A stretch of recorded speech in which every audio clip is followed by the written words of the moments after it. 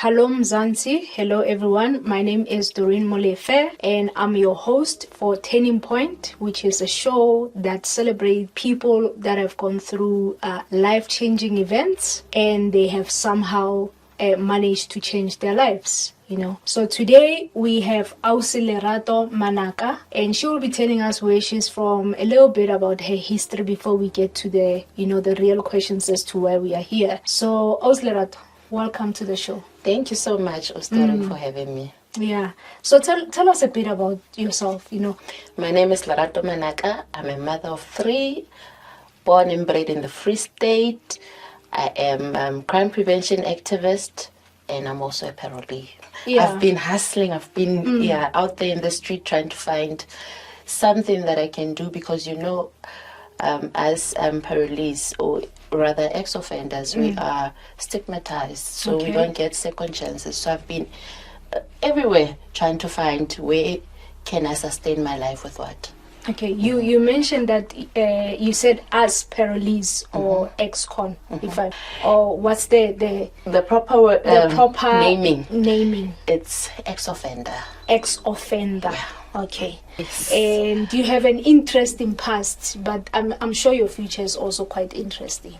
I'm hoping for that. So can you tell us a bit about? You said you're from the Free State. Where in the Free State? I was born in Welkom and I grew up in Sasolburg. Oh, okay. Sasolburg and Welkom. Yes. All right. Then you said you're a mother of 3. Yeah. And then your kids, when they look at you, how do they describe you as a mother? You seem to... my bundle, my blessings, my bundle of joys. When they look at me, they are appreciating every moment that they're spending with me, simply because there was a time when I was taken away from them. Okay. So during that time, I think that's when there was a hole between the 3 amongst us. Yeah. So when they look at me, shame, it's that motherly love, and they don't want to go away from me. Okay. So when was it when you were taken away from them? I was incarcerated in 2017. 2017 is just like 2 years ago almost. It feels like 2 years ago, but it was forever in that place. Yeah, it was forever. Can you tell us what happened? What led you to that? I was sentenced. Okay, I was convicted because of defrauding my ex-employer. Oh. So what happened was I was blessed with a beautiful job, working in a trusted position as a head office accountant. And in that position, I had access of my employer's bank accounts. Yeah. So what I did then, I stole money from my employer's bank account and transferred it into my husband's account. And that's how we were arrested and convicted for. I was for fraud and he was in for money laundering. Okay, and then this whole thing, how did you get caught? There was an anonymous email sent to my boss, my manager, at that time, saying that Lerato has opened a bank account in the name of the company's name, and she's busy transferring money into that account. Obviously, that's not the version, that's not how I did it, but they couldn't ignore that whistleblowing, so they started investigating. Yeah, from the investigations, they saw that indeed I was stealing money from the company. If I may ask, from your side, did you ever think you'll get caught when you were doing it? Is there a reason why? I know they say money is the root of all evil. Yeah. But obviously, I'm not saying that maybe there was some sort of a bottom line evil on that. But we all fall into certain situations because of, certain aspects of our lives and whatever that we might be going through during that time. So from your side, what happened, and did you ever think you'll get caught? Look, during that time, I was going through a lot financially. I had so many commitments, and my husband wasn't working at that time. So there was only one income, and we've got kids. We're staying here in Joburg. Life is expensive. We needed to pay the school fees for the kids, travel to work and back home. So it was just too much. And here I am working in this trusted position, looking at this money going in and out every day, in and out. And then what was going through my mind at that time, more than anything, was my life pressures, Okay. my problems. So to tell you the truth, I didn't think that I would get caught, because at that time I was just thinking about my problems. How am I going to get out of my problems? Yeah. So when you finally got caught, let's say it's an Italian job again, when you are Yes. trying to push that kind of business, when you finally got caught, what went through your mind as a young black woman? Because obviously, I mean, a lot of people that are known to do such, it's usually men. Yes. But from your side, when you finally, that point when you got caught and you're like, yeah, Eshiamo, there's no turning back. What went through your mind? I remember the day just like it happened yesterday. I arrived at work. Here comes my manager, coming to the parking lot and saying to me, Lerato, somebody sent an anonymous email about you. They're saying you're stealing, but I don't believe it. Don't worry. We're going to do investigations. It's just going to be process and procedure. But if you didn't do anything, don't worry about it. At that time, at that moment, I started shivering, because I knew once they start digging, they will find something. Sure. Because I was able to hide all the transactions from the auditors, external and internal auditors. Now, if they're going to start the investigations, it means the focus will be on me. And then I knew that this is it, I'm going in. I remember when I was called into the boardroom for when they were interrogating me, asking me how did I do it, who did I work with. I was just in tears, because I see the policeman dressed in blue. This is that. Yeah. Now it's happening. I'm thinking, I'm going to go in, and I don't know for how long. I'm thinking of my kids at that time. My tears, I could not even stop my tears from rolling, down my cheeks. And so, yeah, at that time, I just knew that there's no way out. But funny enough, because of the investigations and how they conducted the investigations, even during the court days, during the trial, I kept on saying I didn't do it, because I believed then there was no evidence that's saying that it's Lerato. Because you know what I did? I used everybody's credentials except mine to do those payments, and I pushed the payments on the system. Okay. But they didn't know that this system can communicate with the bank. I was the only one that knew that. So, so the mere fact that on the evidence that they're presenting, my name is not there. I kept on saying I didn't do it. Until 6 months into my incarceration, I thought to myself, who are you fooling, Lerato? Because you did do it. And then that's when I started taking this rehabilitation journey into heart, to say, you know what, if I'm gonna have to correct myself, I need to be honest with myself, forgive myself, ask for forgiveness from those that have offended, and then forgive those that have offended me. And then, the rest was history. No, that's hectic. So you said your turning point where you decided, you know what, this was time for you to start being honest with yourself. It was 6 months into your incarceration. Is there something that led you to that? Did you have an epiphany, like were you sleeping when you decided, you know what, let me change the way I think? Or did someone say something that led you to, change how you were approaching life at that point? Yeah, when you go inside the correctional center, we meet people inside. Okay. And obviously those people are strangers to you. And those amongst those people, there'll be those that love you for who you are.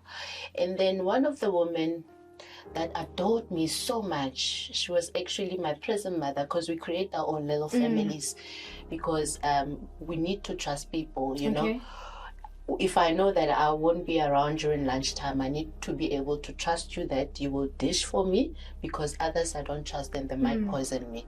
So we create those little families. Okay. So this woman was my present mother. She said to me, because I was rebellious, I didn't want to listen, I had a lot of anger during the first 6 months. And then she said to me, Lerato, don't you want to go to your kids early?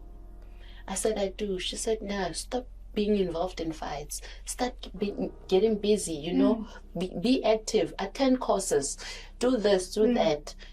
And then I listened to this woman. I thought to myself, you know, she's sharing this thing with me because she's fond of me. Okay. And she mentioned one thing and said to me, you know, every time you go to the office, they write in your file with a red pen, and that file, you are taking it with you to the parole board. And then I thought to myself, I can't be here forever. And I see, she makes an example of, you see who and who is here because of 1, 2, 3, and they are rebellious. They don't listen to officials. They don't follow rules and regulations. So they're going to forfeit their parole. And then I thought, you know what? I want to go see my kids. I've got small kids out there, and I don't want to spend my entire life inside here. So let me change and make the best out of everything, especially the experience, to benefit me. Yeah. Wow. That was the turning point. Are you still keeping in touch with this profound human being? Definitely, I am. Definitely. Is she still inside? No, she came out a year after me. Oh, okay. Yeah. So what sort of fights were you involved in?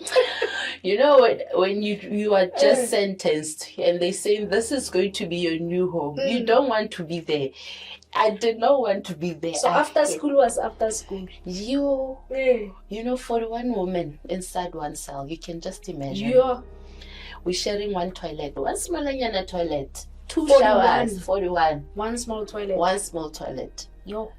So you know how ladies we are. So obviously I don't want people to boss me around. I don't want people to tell me what to do when, you know.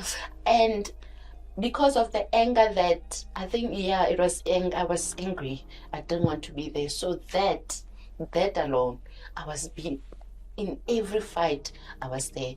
Even when you look at me, I want to fight you for looking at me. Because that was anger. So especially our foreign sisters. You know, they are big and tall, but you are like, I will take you down. Get WWE inside. Bona. So it was hectic. So those were the fights that mostly gossip as well. The fights that are inside the female correctional centers is gossip, and then it's relationships here and there. But I was not part of those fights. And tell me, how long were you incarcerated for?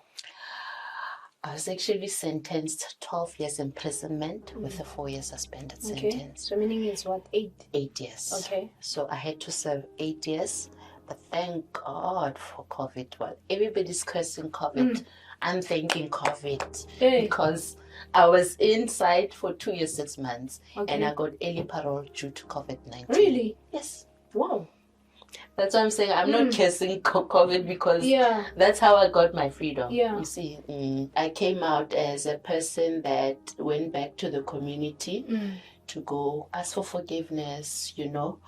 I did a whole lot of community outreach. So because of that, I think the system became lenient with me to say, shame, she's trying. And I haven't absconded. I've always showed up when they ask for me. And I have 2 more months left in this whole journey. Really? Swear. Wow, that's great. That's great, Lerato. That's great. But there's nothing great about it because after 2 months, I must start counting 10 years a criminal record. Before your criminal record gets erased. And how old were you when you got involved in all this? Or let's rather say, how old were you when you entered prison? Let's talk about the arrest because that's when the criminal record kicked in. I was 29 years old when I got arrested. and that was in 2012. Okay. And then I was sentenced in 2017. I went in 2017. Okay. So from 2019, I already had a criminal record that's saying pending trial. Okay. So I could not work for any financial institution anymore. And then even now? Even now still. And then what did you study before? Business management. Okay. However, I found myself working as accounting roles until my criminal activity. Okay.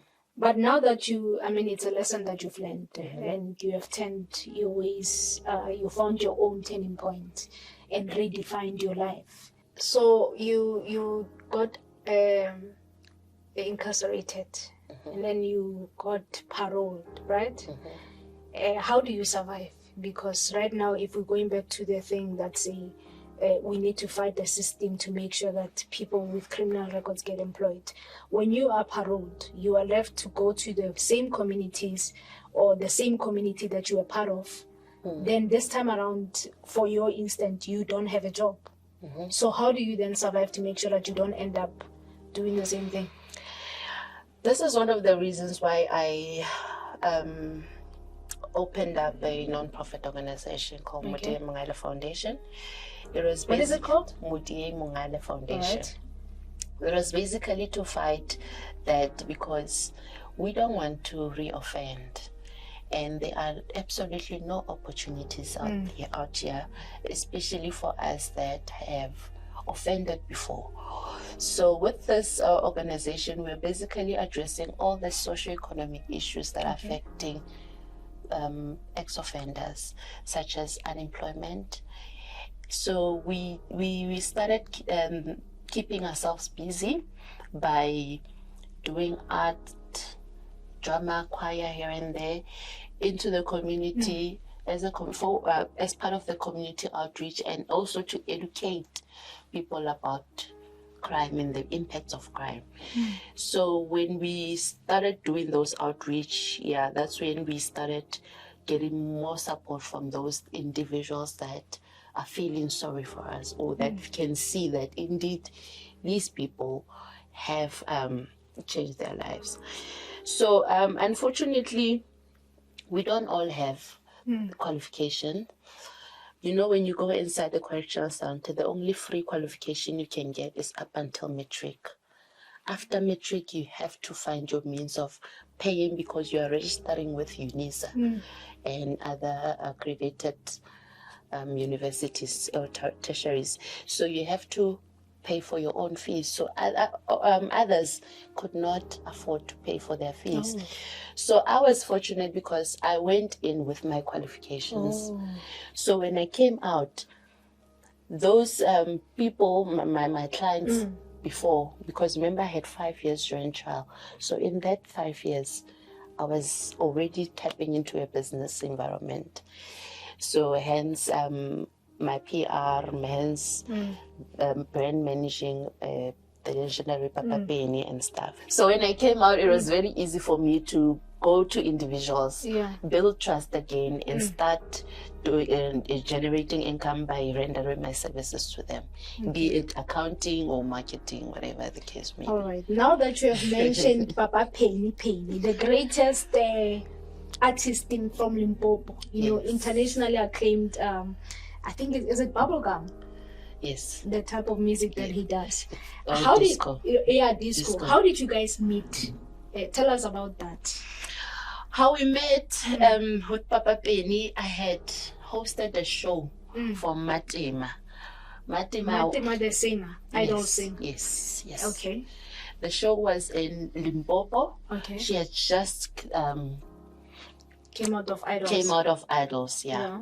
So we went and did a comeback home in the homecoming in the. Is it before or after you were incarcerated? It was before. Oh, okay. All of that was before I went in. So from accounting, I managed to maneuver myself, and then I hopped into entertainment. Okay. And then so when I hosted a show, what happened was Papa Penny came to Meropa. Okay. And he was like, I've heard so much about you. I've been looking for you. please, can you help me? My music need to. I was like, Papa Ben, you're too old for music. Okay. Let's try something else.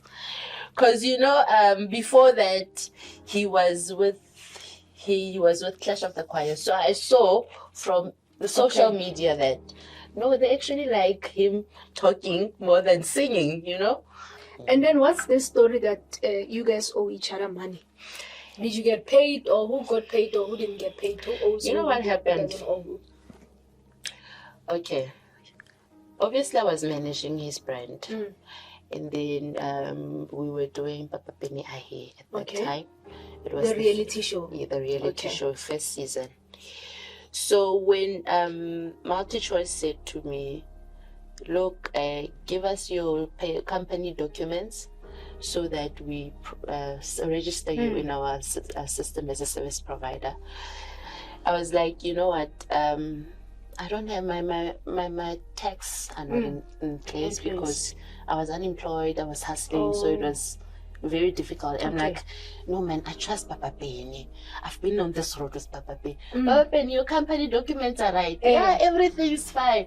Like, Papa Penny, let's submit yours. Then you'll give me my portion when they pay into your account. Okay. And that's how I got it wrong. So when the money went in, I remember very well. It was so hard to do that show without money. He kept quiet. He didn't say anything. He's like, no. Machangura are here. We're waiting for money. How? Now we're shooting the last episode. Still nothing. I'm like, I'm phoning them. They were like, no, we paid the first payment. Because when I phoned, I'm going through the contract. You had promised us, according to clause, They're like, no, we did pay into this account.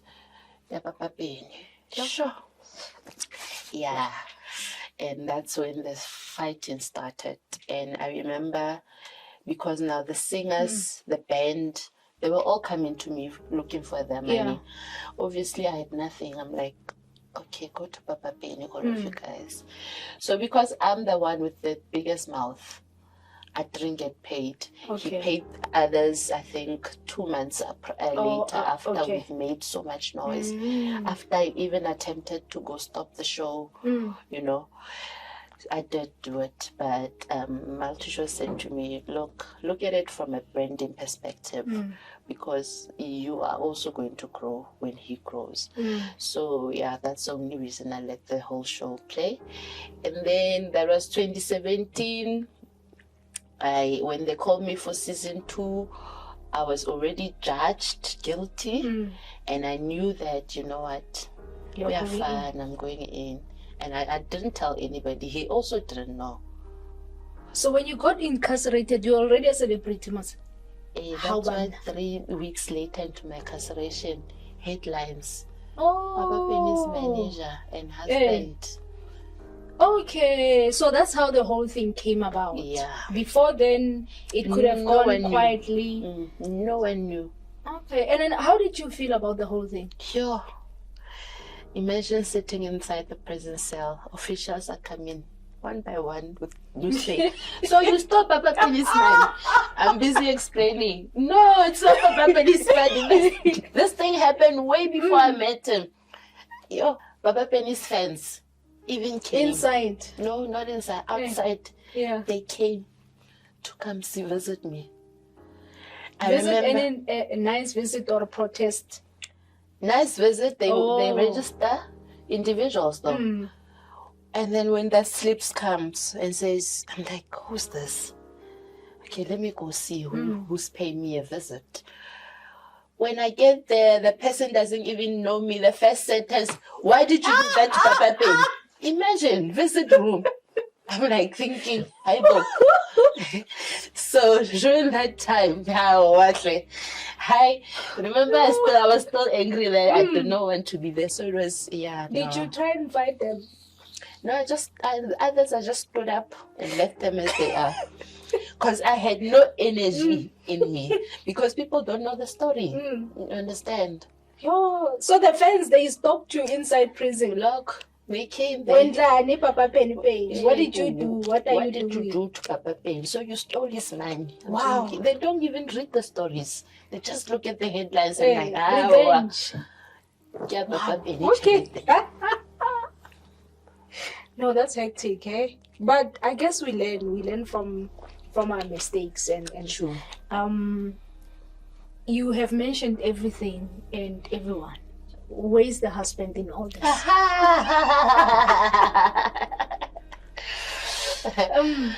Okay. We went in, the two of us, but he got released 6 months before me. Oh, Sun City as well.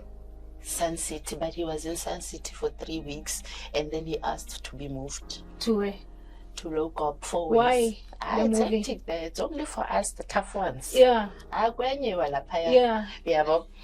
Because the Lego male side, it's worse. Oh. The NPO, we've expanded our mandate to also deal with male offenders, parolees, and ex-offenders. So the stories that we hear is somebody will call in and say, you know what, I've got a problem, please help me. I got arrested, and in my first night in prison, I was raped by 15 men, and now I'm HIV positive. So those are the things that are happening in the male prison side. So I think he couldn't take it, and then he's like, I want to be moved. So he was moved to 4 ways. Okay. So he was released 6 months before me, and he went to his parents' house. And because obviously we lost everything, even the house and everything. So when I got released, because my kids were with my mom, I chose to go to my kids. And that's how, unfortunately, we started drifting apart. So there is no love in the... It's gone. Damn, I was asking. It's gone. You know, It's I thought okay. it's about the story of Bonnie and Clyde. That you do... It's gone, Shane. But how are you dealing with the whole thing? The whole experience that it started with... Are you allowed to tell us the amount that you had taken from your former employer? And also, how did you spend the money, if it's possible? Are you? Yeah, sure, I can. I can speak about before, can you tell us about... you're saying that you lost the relationship, you lost the house, but obviously heartbreak, it causes some sort of a discomfort. You know, it takes a while to heal from that. How are you healing from? Because now we're talking about your experiences, prison, your kids now having to live without their mother, your relationship now going sour, and you coming out and you have nothing. How are you dealing with that? To be honest with you, it hasn't been easy. I'm not gonna lie to you. It has not been easy. Okay. But one thing that I can tell you is, I think, because when I came out, I suffered from trauma. There was a time in my life where I was diagnosed with when the trauma therapist said to me, you know what, Lerato, trauma is stuck in your body. It doesn't know where to move. So I was introduced to trauma release exercises. So to answer your question, how am I dealing? How am I coping? I'd say to you that more than anything when I look at my whole life, my biggest fear was going inside prison. And when that happened, everything else afterwards did not matter. So I can take in any challenge, any battle, any time, because I've survived my biggest fear. Okay. So even with the loss of the house, material things and all that, I've always known that when the time is right, I will regain those things. It's just material things. But for my sanity, my health, my body, for my kids' sake, I need to do me first. Okay. I need to take care of me first. You mentioned that when you got released, that's when you started to see or then manifest this trauma that was stuck in your body. Can you tell us how this trauma manifested what sort of signs or things you went through? Because obviously trauma is just a statement, or it's just the overall diagnosis of everything else that is happening. But in terms of the whole trauma, how did it manifest? Because people will say, okay, fine, she went to prison, she got out. What more do we want? But you have to go to sleep. You have to live your life. You have to wake up in the morning. What sort of things hindered you from living and were swallowed by this trauma? I'd say to you, my past experience, my childhood, was not a nice one. So my parents were extremely busy with their own lives, that they were not part of my own. So they didn't know what was happening in my everyday life. And from that, I became a people's pleaser, and then I developed the fear of rejection. So, and also losing my dad at the age of 21 as well. Sorry about that. No, that's fine. When it happened, I was here in Gauteng. Mind you, I have no relative in Joburg. So it was just me here in Joburg. So when it happened, that's when my mother stopped supporting me financially. And 6 months after the passing of my father, my mother introduced me to my stepfather. And not only did she introduce, but my stepfather had already moved into my father's house. So all of that, had no place in my heart. So that's when I started choosing the lifestyle that I chose, which is drinking a lot, because I don't want to forget about my life pressures. I started partying every weekend. I started smoking and stuff like that. And everything that I did, the lifestyle that I chose, demanded money. Hence, now I ended up committing the crime. So when I went inside, I think with the incarceration as well, because it's 5 years outside, this thing's coming. So eventually when it came, and when I was released, I immediately wanted to be out there, maybe find a job, find something. I didn't give myself time to adjust to the outside world. So when everything started, it started with pains in my body.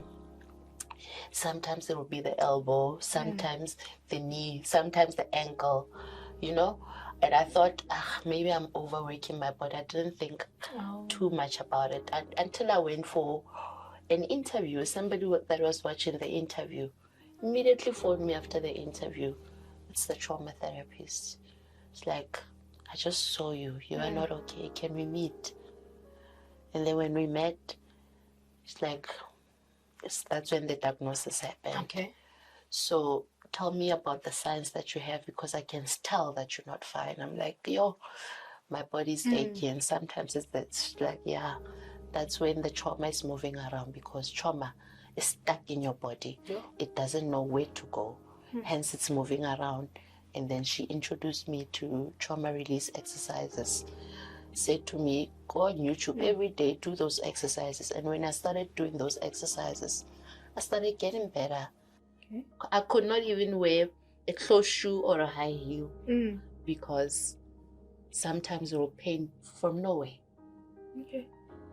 So the results of being incarcerated, the results of going through the trial,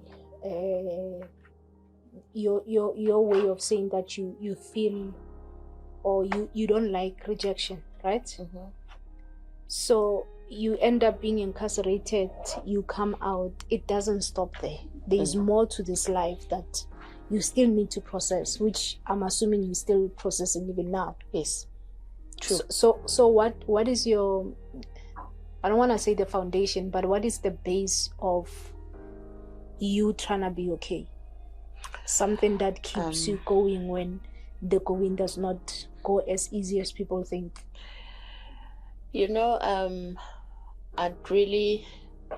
I want to give credit to the Department of Correctional Center, or Correctional Services rather, for giving us opportunities to do rehabilitation programs.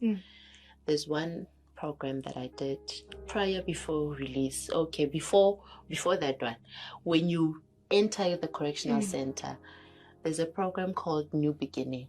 Okay. Now, this program, they teach you about adjusting to this now new setup, your new home, which is now prison. Prison, okay. To say that they prepare you mentally to say that, look, this is your new home, these are your new families, and this is what's going to happen. And then before my release, there's a course called pre-release. Yeah, it's called pre-release. So this course, they already preparing you for the outside world to say, look, the society is not going to accept you. The society is not going to give you second chances.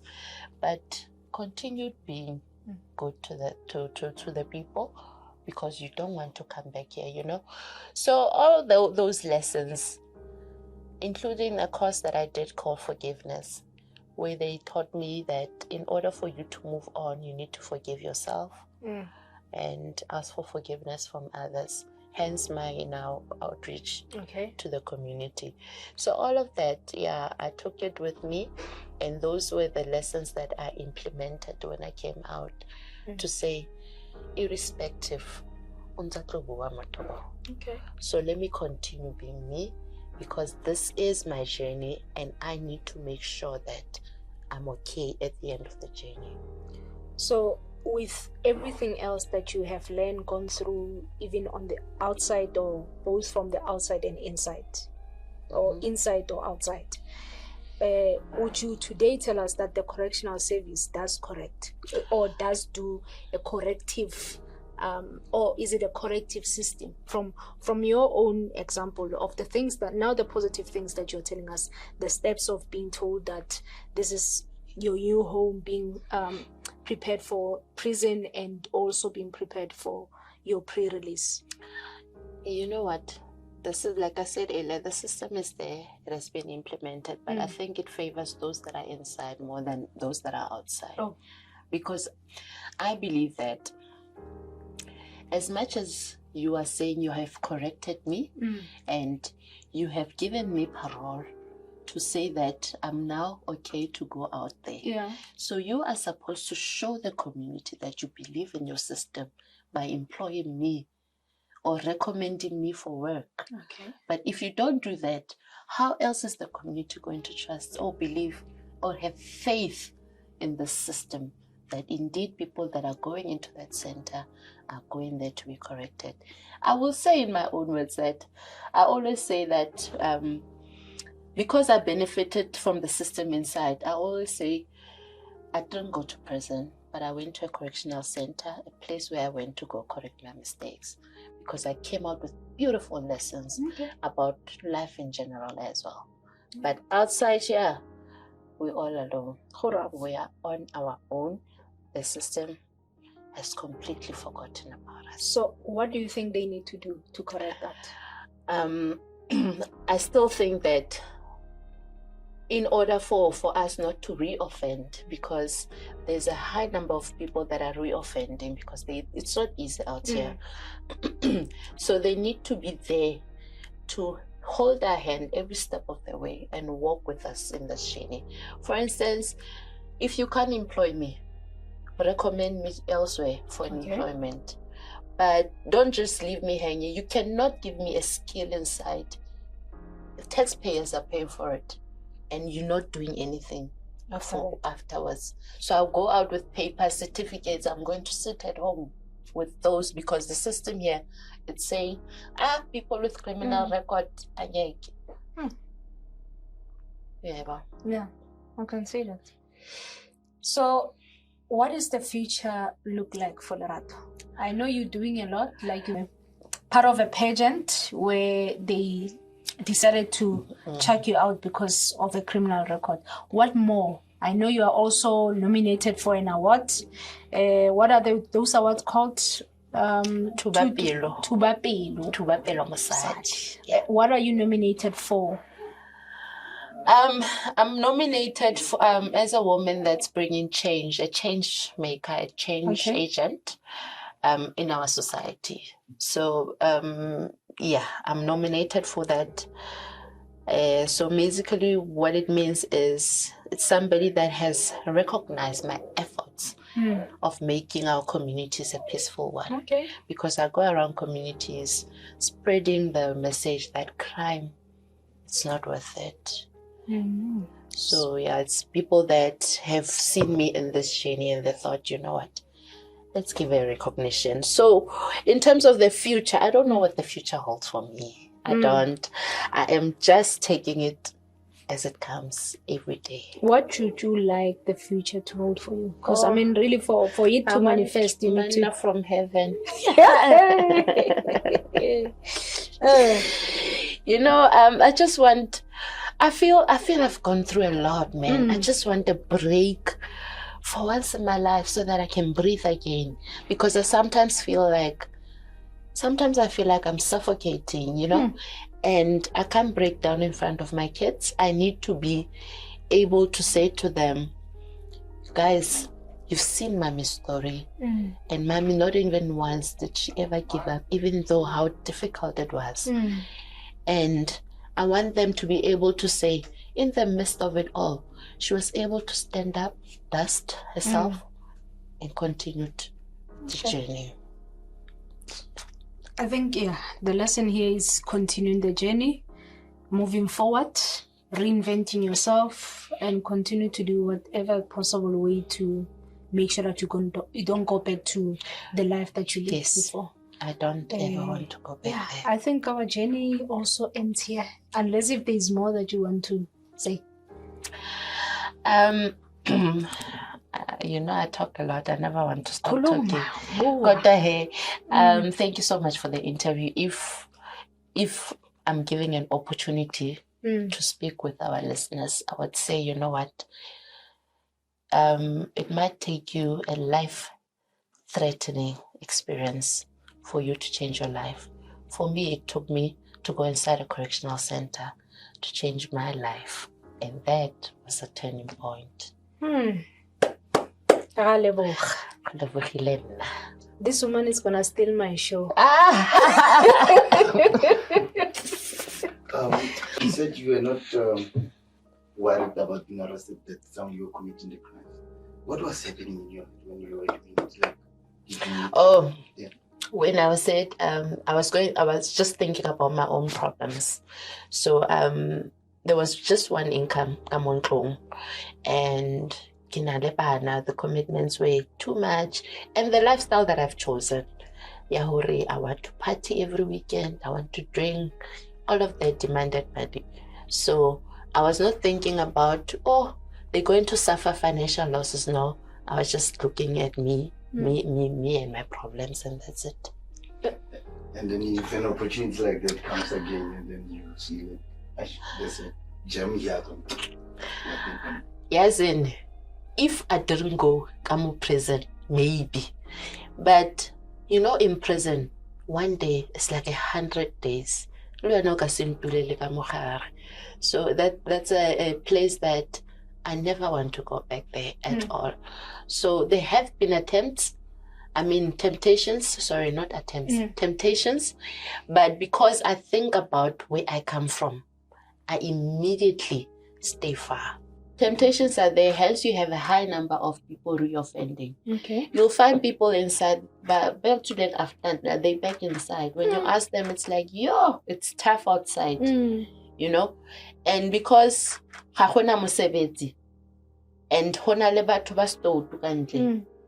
they always come and say, Lerato, you don't know 1, 2, 3. I'm like, I don't know nothing. Okay, just last one. Your husband and like your marriage, it has fallen apart. Do you harbor any resentment towards your husband, or for his lack of trying or getting back to you, or you? Like, do you harbor any resentment towards him because you guys were in this together?